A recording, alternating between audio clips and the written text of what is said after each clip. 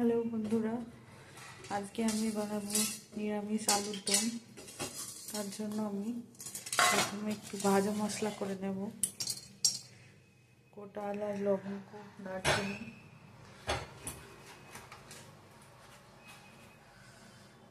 এরপর 1 চামচ জিরে,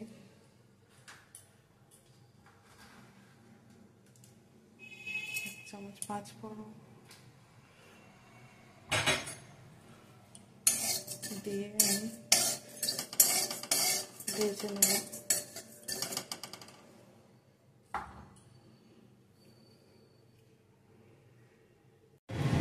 আলুর দমটা আমি পনির দিয়ে বানাবো। পনির খেতে ভালো লাগে, তাই একটু পনির দিয়ে বানাবো। তাই প্রথমে পনিরটাকে একটু ভেজে নেব।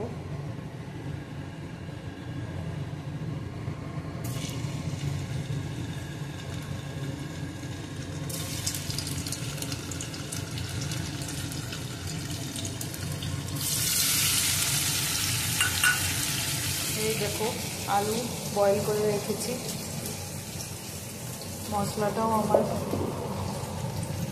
করা হয়ে গেছে। মধ্যে একটু শুকনো লঙ্কা দিয়েছিলাম, তোমরা চাইলে কাঁচা লঙ্কাও দিতে পারো।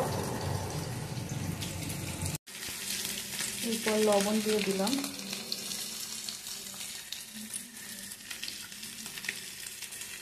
একটু কাশ্মীরি লঙ্কার গুঁড়ো দিয়ে দিলাম। একটু লাল লাল হয়, তোমরা চাইলেও দিতে পারো, না চাইলে দিতে হবে না।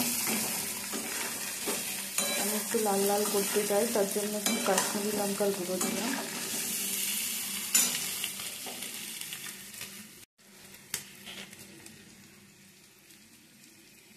দেখো, আমি পনিরটা ঢেলে দিলাম। এবার এর মধ্যে একটু জল দিয়ে দেবো, যাতে পনিরটা নরম হয়ে যায়।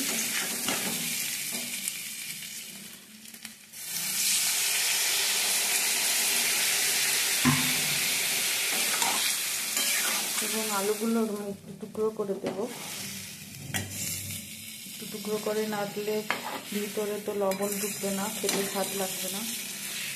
ওই জন্য একটু টুকরো টুকরো করে দিলাম।